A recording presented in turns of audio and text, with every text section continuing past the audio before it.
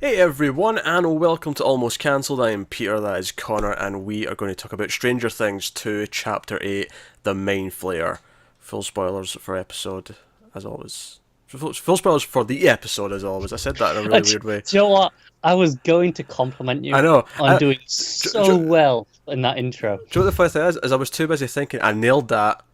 Because I'd said all the parts that I usually mess up on, and then I got to that last little bit and screwed it up. Oh, so close. Oh dear. But yeah, so we're back to the main plot on Stranger Things, and if Connor tells me he didn't like this episode, I'm throwing him out a window because this was No, that's phenomenal. fine. This is the best episode yet of the season. This was quality stuff. This was half trapped in a building with monsters, old school style, and like I don't think I shouldn't get excited as I did. Like I get so excited, I smiled. I was almost fist pumping when someone said we have to reset the breakers. I don't know why that sentence excited me so much, but it's such a trapped in a building with monsters thing to say that I was just into it. I was like, yeah, let's do the breakers. Let's reboot the system. Yeah, let's do it. Let's do it, No, no, Bob. no, no. I hear you. And then the second half was full on coming together, being proactive, coming up with a plan, and trying to figure out the problem that it seems impossible to figure out. So it was like half and half. It was totally both just things I love about 80s movies, arguably horror movies, arguably kids movies, a bit of everything. Yeah, Mishmashed in. bit of both. But yeah, lovely. Love it. Yeah, it was pretty great. Great. So we'll start working through it. Here, slight bit of a tangent here on the title of the episode, the Mind Flayer, which obviously comes up in the plot because it's kind of what the kids use as an analogy. Well, Dustin says metaphor, and he's corrected analogy later on. It's what to describe what the shadow monster perhaps is, and this was kind of a weird, kind of cool moment for me because I actually I'm familiar somewhat with a Mind Flayer, not because I've played much D&D, but because I watch Easy Allies do a D&D show where they play it, and I've been catching up recently, and I shit you not, in the last couple of weeks, like some of the episodes that I was listening to, uh, the Mind Flayer came up, and I remembered vividly it being described. So when he held up the book, and I'm like, that's exactly what I thought it looked like. It was funny because in season one, like I'd never heard of a Demogorgon before. Like I'm not that familiar with these terms, but this one I'd specifically heard of, and I was like, yeah, Mind Flayer, tentacles Mm, and shit. So I thought it was that's pretty cool. cool. I just on that note, I thought it was interesting. We're kind of quite late in the game to Mm. kind of establish the threat. I mean, we know the threat's there. We kind of have an idea what it is, but for them to go, no, this is what it is. This is a name. We're quite late in the season for that compared to what I would typically expect. Yeah, if I was to make a guess, it's that I don't think the Mind Flayer, if we're calling it that now, which is a better name than Shadow Demon, Mind Flayer is pretty cool. Yeah, let's Um, go with that. if I was to guess, I would say that they'll save the day at the end of next episode, but I don't think the Mind Flayer itself will be dead or defeated or gone entirely. No, that's fair. Or if it is, it'll just be part of something larger. Yeah, yeah.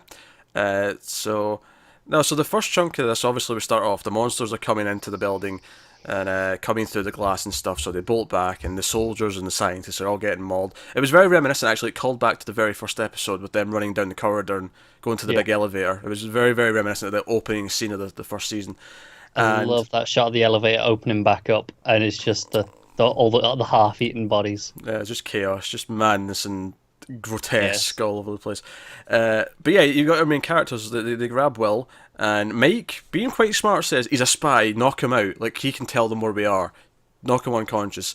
And I love how like it's probably the best acting from Will.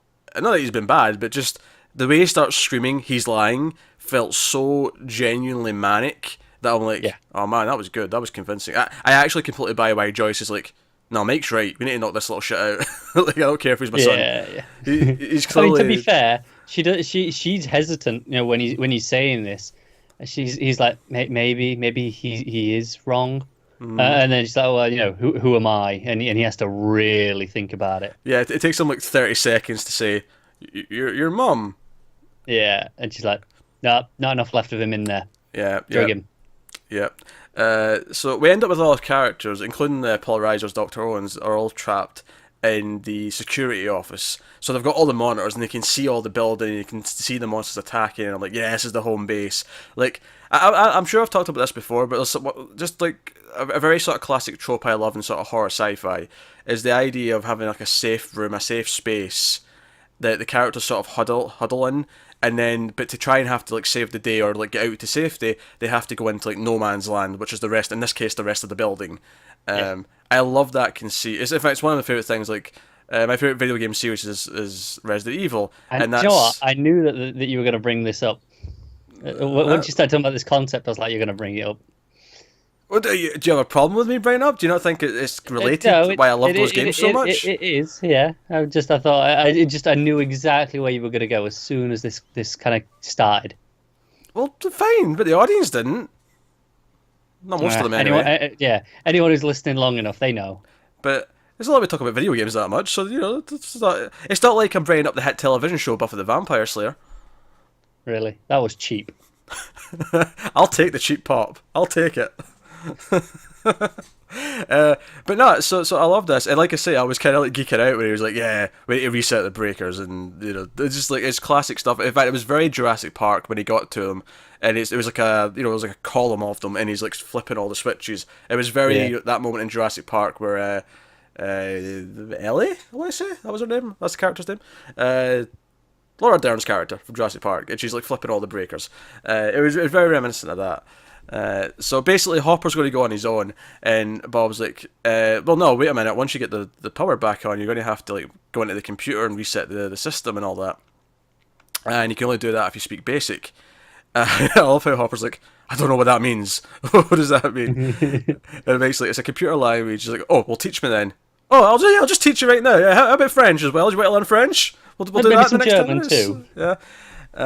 I like that. I like the idea that. Like I kind of, I mean, I don't know if this is accurate. I buy that it's this complicated at the time period. I feel like now it would be much simpler because computers have just gotten a bit more user friendly in the last 20, 30 years. It's just kind of the way things have went. But I buy, and obviously Basic's a real thing. I've heard of it. I mean, I don't speak it. I don't know. I couldn't tell you. No one needs to anymore outside of like actual programmers. Exactly. So. Yes, so he goes with it, and I'm like, "Oh God, Bob's dead." As soon as he went with him, it's even before that. It's when he goes to leave and he goes, I'm Bob the superhero, whatever. I was like, okay, he's dead. Yeah, he's a dead man walking. That's it. That's an exit line.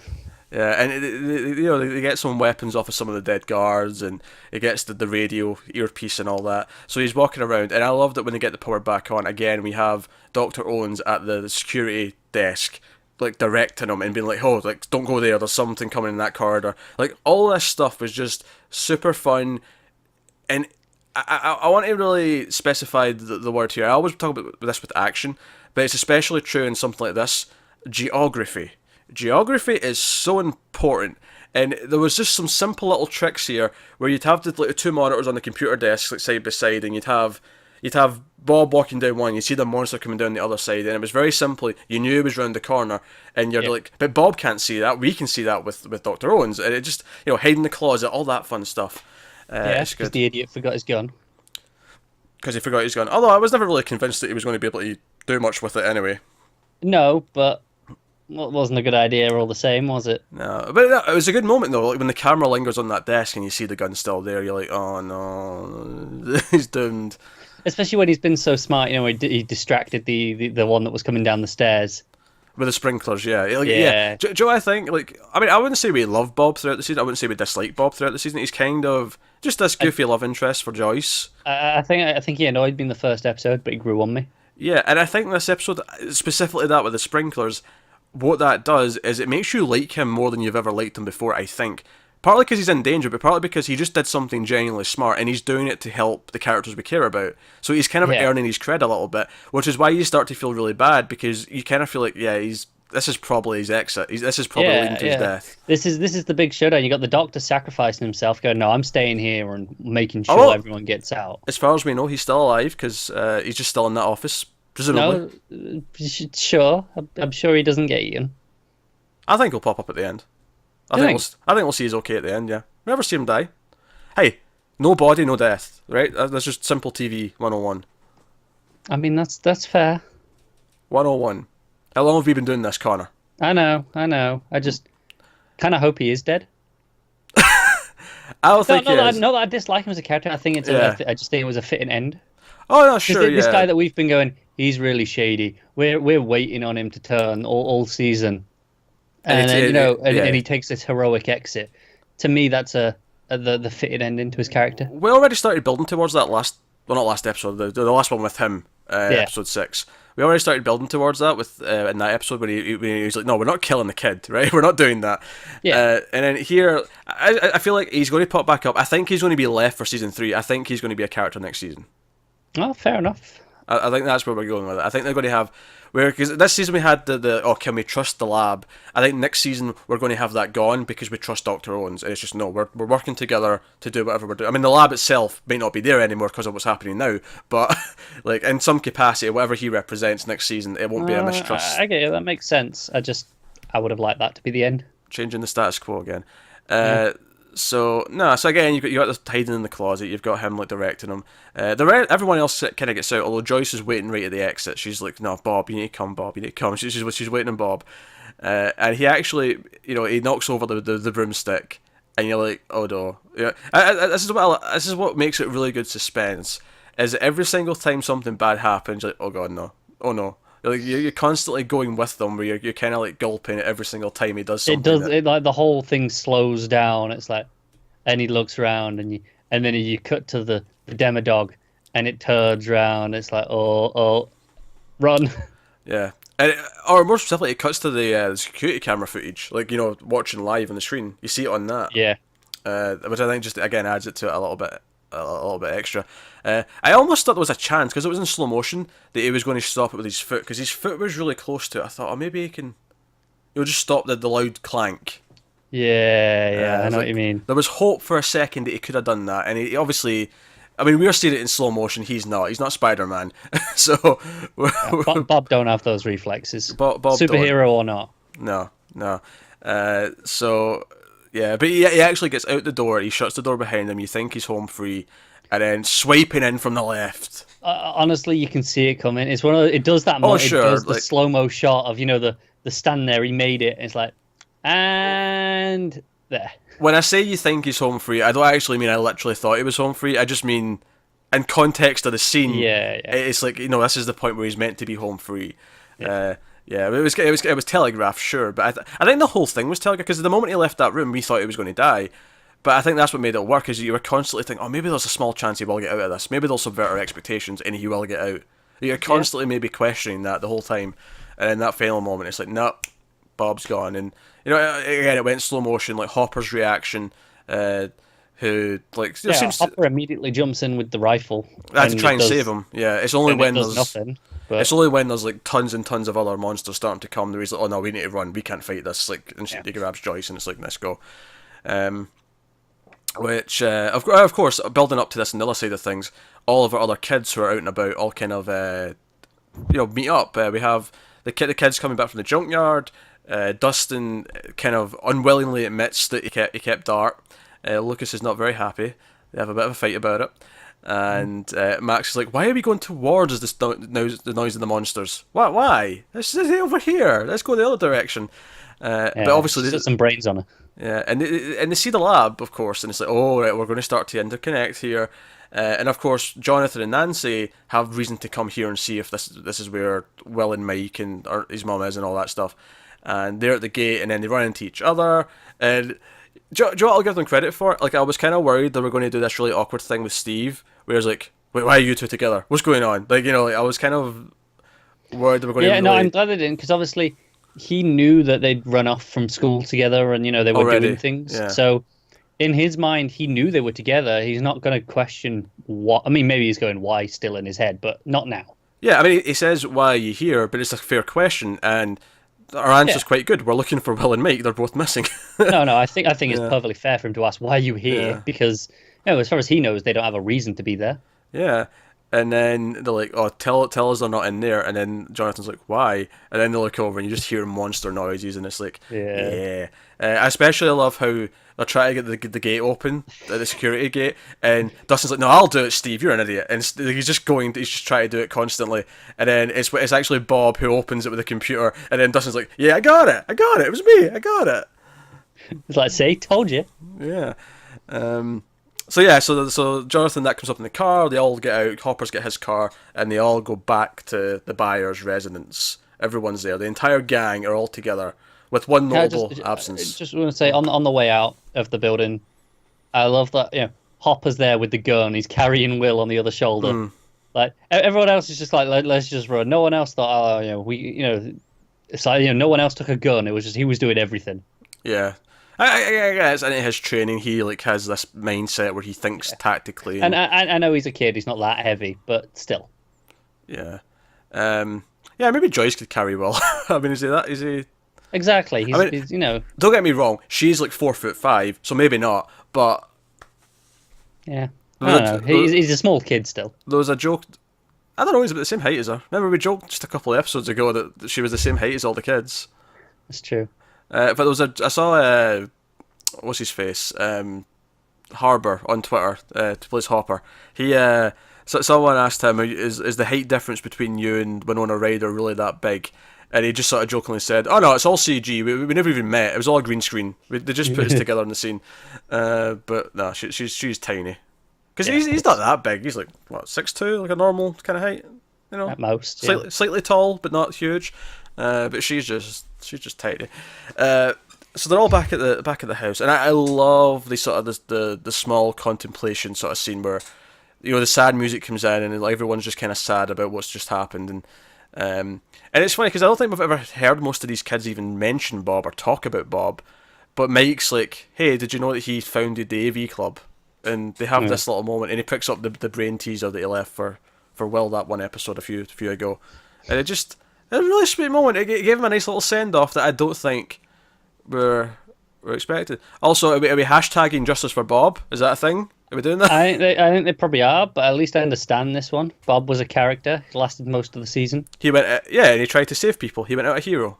Yeah, he went out doing something. Which, to be fair, is exactly why I think that we don't need a hashtag for him, because he had a great exit. Like, to me, this is Justice for Bob as a character. I think, he served his purpose to the story and did it. It's the same reason we don't think there should have been a hashtag for Barb. True. She served her purpose. It's just that Bob's purpose was more interesting. Absolutely, yes. And Goonies never say die, of course. Just to make a reference. So we have a quiet contemplation, and they're all sort of sad and stuff, and they get to actually start talking about plans, and this is when the Mind Flayer stuff comes up, and this is what the Shadow Monster might be, what he wants. Will's like a spy, it's like a hive mind. One of my favourite running gags actually during this section of the episode is how dumb Steve is compared to everyone else, including all the kids. Yeah, that's pretty great. Because he doesn't know what a hive mind is. When Dustin says, "Oh, the Mind Flayer believes they're a master race," he's like, "Oh, the Germans," and then like Nancy's like, "What?" And everyone's like, "You mean Nazis?" Yeah, the Nazis. And then I love how Dustin goes, "Yeah, if the Nazis were from another dimension." My favorite one though is later on when they're talking about Morse code. Like they put down like a bit of paper with the dash and the dots on it, and he's like, "Oh, what's that?" And every single person in the room goes, "Morse code." Oh, Steve's such a prick. Steve maybe should not be going to college if this is maybe a few more years of high school before he heads off. Yeah. Just a thought. Might help. But yeah, so he explains all this, and Hopper's like against like listening to all this, but he kind of buys into it as an analogy until he's like, "Okay, how do we stop it?" Well, you get zombies because they don't have brains, and the Mind Flayer likes brains, and he's like, "Oh, it's just a kid's game." He just goes back and everything they said. "Oh, it's just a kid's game. Just leave it." Yeah. But it's actually Joyce is like, "No, we're going to kill this son of a bitch. How do we do it?" Like she's like, "No, we're doing this." She has motive. She like, not only has this thing been messing with her kid for like a year and a half at this point, or however long it's been, on top of that, her boyfriend just got killed. So she's ready for blood. She's ready for this. And of course, Mike, again, being really smart and proactive, has the idea, well, he can only sort of relay where he is if he knows where he is. So they get this idea, they're going to interrogate him, try and find out a weakness for the Mind Flayer by stripping the shed out and putting up, cardboard and whatever they can find up around the windows, sort of making it completely unrecognisable, and shining bright lights in his eyes and doing that. So we get the cool 80s montage with the synth music playing of them all taping everything up. My question is, if he'd just been in the house, would he have remembered the house? Yeah, I didn't take it so much as a memory thing. I got like, oh yeah, you look out the windows, I can see placement, I can see where it is. But inside the house? Would you want to take that chance? Well, no, but no one even mentions it as a... I would have appreciated them going, if we do it in here, will he remember? And then someone going, well, let's not take the chance. Small line, I would have appreciated it. Yeah, it doesn't really bother me, but yeah, you're anal about these things. I know. It was fun. The music that was playing was really cool. There's a couple of nice moments, like, Nancy and Steve have a little moment where she's like, "Hey, helping the kids, that was cool." And it's like, yeah, she's in Jonathan's arms now. Like, we're done with you two as a thing. But she's like, "No, like, you're not an awful guy." I mean, Connor thinks he is, but I mean, what do you want me to say? He's a prick. He looks like someone I didn't like in real life. Therefore, he is a prick. Exactly. That is your thought process here. It's highly prejudiced. I'm not disputing that, but it is a fact. Yeah. So yeah, all this again, working together, doing all this stuff. Everyone's together, of course, except the one person who's missing. But more on that in a little bit. So they have this interrogation scene, and again, they have these kind of really sweet moments where, like, all the people close to Will, like, share a story about his past. And asked, "Oh, do you remember this?" And Joyce talks about this birthday present and him drawing a spaceship, and then Jonathan talks about the night their parents were fighting or split up, and he played them music, a mixtape, and it was when he discovered good music. And then Mike's like, "Oh, I remember when we first met, it was in kindergarten, and like, we asked each other if we wanted to be each other's friends, and said yes." And like, it's really sweet moments. And it's not working, at least seemingly not normally, but Hopper notices him tapping on the chair, which, is the Morse code, and everyone... So we get, Should I Stay or Should You Go playing for a nice little montage of them working out the... I like how as soon as Jonathan goes for the player, it's like, you know exactly what he's going to put on. You know exactly what moment this is coming up to. Yeah. And again, what I loved about this is it involved everyone. You had the people close to him in the shed, like, doing all the sort of the all the memories to get them talking with the Morse code. But then back in the house, like, you had like someone relaying over radio, and then in the house, all the kids, like Nancy and all that, were all working out what they were saying. Yeah. And it just it made for a fun sequence. And again, it was being proactive. It was them figuring things out, and it's the kind of thing I love in these types of stories. And I love when the phone goes off. The phone rings, and like everyone in the house is like, "Shit, why is that ringing?" And like Dustin runs over and like just hangs up immediately, and then it starts ringing again, and Nancy just goes up and rips the whole thing off the wall. And chunks it. It's great. Yeah. I really want to see a Joyce coming in later, or just later on, like noticing the phone's ripped off the wall and going like, "Hey, who broke my phone?" I mean, she heard it as well, so. I mean, they did, but like leaving it off the hook also has the same effect. Yeah, well, they panicked. She panicked. She got angry. Her emotions got the better of her. Yeah, they didn't know what they were doing. They just shut up.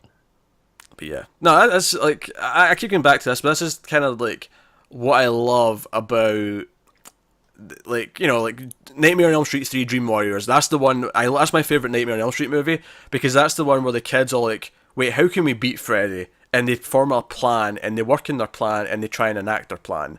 Like, the idea of the characters taking, actually being protagonists, not just reactionists, but actually trying to solve the problem. I love this stuff.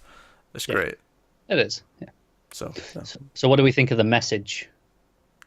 The message. Oh yeah, what was the message again? Closed gate. Closed gate. Now, what's the gate? The opening to the Upside Down, you'd have to imagine. I mean, yeah. I mean, that is the first assumption, I think, but... Does that mean killing Will? Is that how you close the gate? That's a good question. But why would killing Will close it? I don't know. Something with Elle, because she opened it in the first place. Like, she establish the connection. Yeah, yeah, maybe. I don't know. No, I'm not sure. As I mean, obviously webcams weren't around in the 80s, but you know, if they were, they'd probably look like what Connor's face looked like right now. Yeah, Um, I'm not sure what's going on here. it's clearing up again. It's fine. But so no, yeah. So we have this message, and I guess a lot of the next steps will be figuring out what exactly that means. Um, and I do think there'll be a sacrifice of some kind. I think. I feel like 11 being the sacrifice will be weird because we kind of had her being the sacrifice last season, and I don't believe for a second we don't have her next season. So No, I don't think they can do that again. It would feel cheap because it would be like, okay, we've kept her apart all season, yeah, just to sacrifice her again. No, I don't buy it. yeah, that would feel really cheap if they did that. So as we've been kind of guessing, I think Will might be the. It is, but I feel bad for Will as well then in that case because it's like, well, he didn't get to do anything really last season because he was gone. That's true. No one else makes sense though. No, they don't. Not really. I don't know. Actually, here's a scene we've got. Before we talk about the ending and what happens next, we did gloss over a scene because it was so separate. But Billy, earlier on in the episode, Oh yeah, that knob. that knob, indeed. We find out why he's maybe the way he is, though, because we meet Billy's father. What Max's mum ever saw in him, I'm not sure. But he comes in, he drops a homophobic slur on his son and Yeah.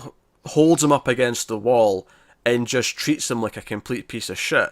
Now, admittedly, the way we see him act, he maybe deserves to be treated like... But it's a sort of self-fulfilling circle. It's one of those where he deserves to be treated like this, but not necessarily for what he's getting treated for now. Yeah. Because this is punishment for Max isn't here. Why aren't you looking over her? It's like, well, she did run off. I mean, it's not really his fault, this one. Yeah, because I think the way you look at this is it's like, yeah, sure, we've seen him do some stuff that deserves a bit of a maybe rough love, right, or tough love, Yeah. but we get the sense here that this is just one night. Like, what's his dad like? We get the sense that this is why he is the way he is. This is why he's such a little shit. Is because his dad clearly is abusive and treats him like this, and so in a weird way, like he's almost sympathetic. He goes from being like the most hated character in the show, and he arguably still is just by compared to everyone else, but he's not completely just two dimensional anymore. By the end of this scene. Like, by the end of this scene, you're like, oh no, he's wiping away a tear. I can't completely hate him 100%. Like, there's at least a smidge of humanity in there, and maybe a hint of what he used to be. It wouldn't surprise me if, like, not by the end of the next episode, but if he sticks around next season, like, do we have like a redemption story for him where he becomes a better person? Like, it wouldn't shock me if that ends up being. So he's actually Steve 2.0 then. Well, he wasn't dating Nancy or anything like that, though. No, but in the idea of, Steve was kind of this dick who kind of got better over the season. And this is kind of the same, just over a slower period of time. Because, I mean, as soon as the season started, we goes, okay, so he's the new Steve. Yeah, okay. Oh, it depends what they do with him, though. We don't know where they're going with it. No, that's true. So, like, I mean, maybe he ends up sacrificing himself to save Max, like, next episode. I don't know. I don't think I'll buy that. Well, fair. It was just a random thing I threw out there. No, You don't have to buy it. I know. I'm just saying. He has good taste in music, though. Sure. Speaking of Max, she has a small scene with Will. Mike, in the middle of this when they're setting things up. Yeah. And she's like, "Oh yeah, the guy's told me about 11 and all that," and he's like, "Oh yeah, that doesn't mean just because you know everything doesn't mean you're in the party." And it's like, "Yeah, I know." And I think that was like progress for Max because I feel like had he said that to her like 5 episodes ago, Max would, well, screw you then, you little shit.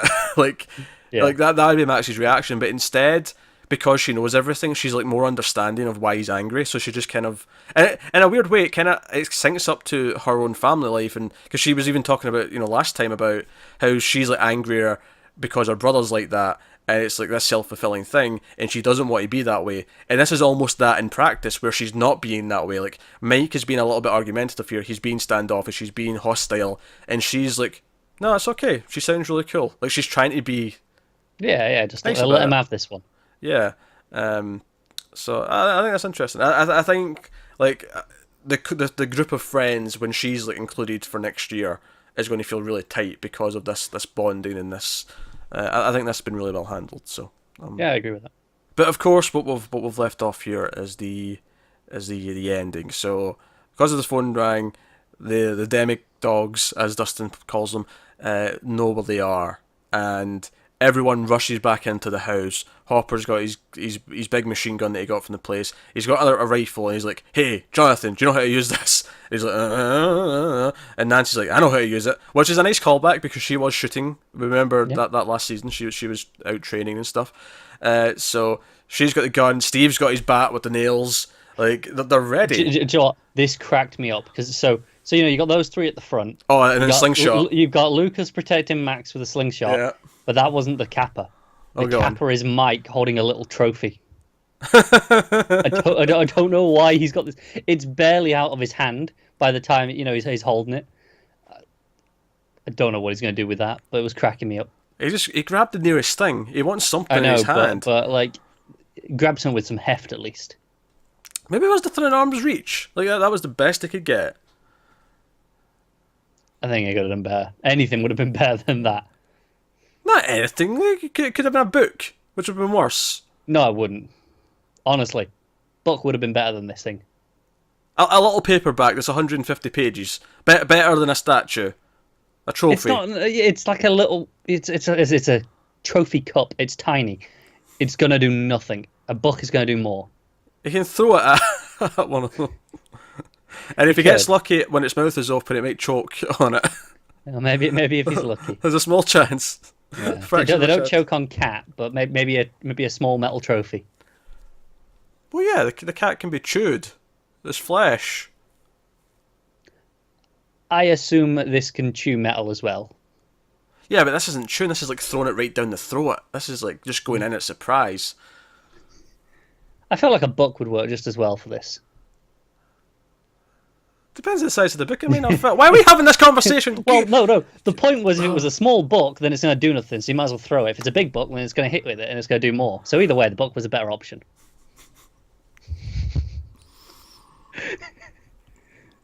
Sometimes... I know. Sometimes I want to throw you out of the car on a very busy road, going very fast.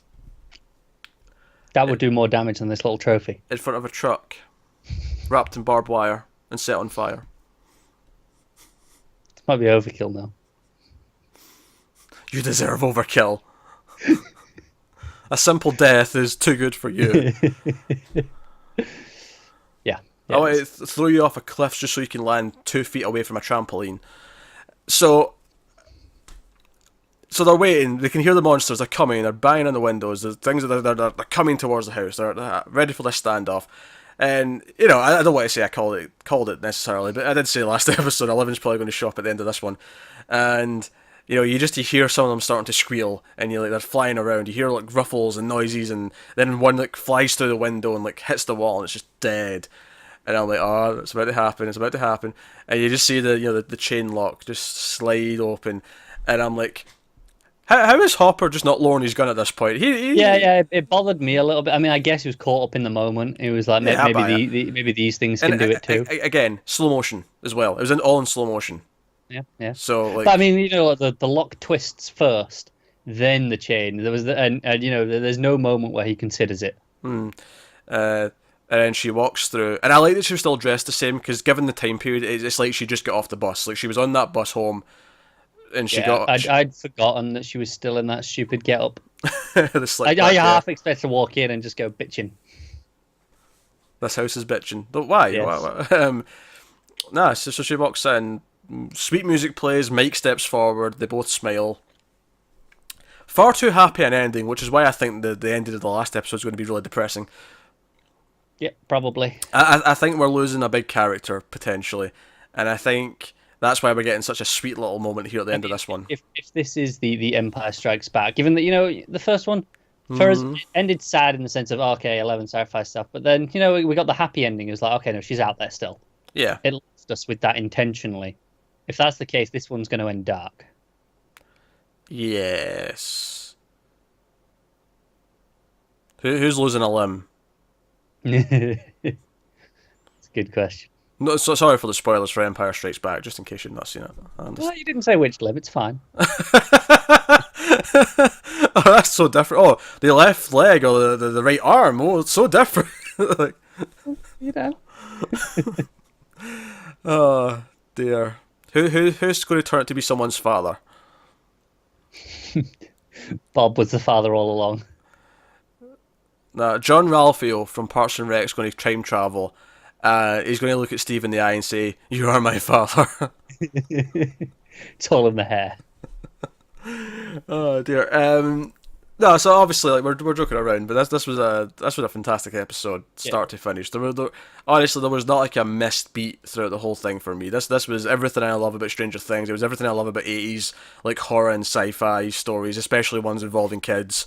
No, great, start to finish. This was Like I peak said at Stranger the start, Things. this is the best episode of the season. Yeah, sure. I'll take it. It's fine. um, yeah. See you tomorrow for the finale. Looking forward to it. Looking forward to it. Yeah. Yep. So, let us know what you think of this one in the comments below. Like, subscribe, all that stuff. Get us on Twitter at mailed_fudge for channel updates. If you want to support the channel, head over to patreon.com/mailfudgetv. You can do that over there. But otherwise, that's it. So thank you once again for watching. Keep watching TV. Have you got any vanilla?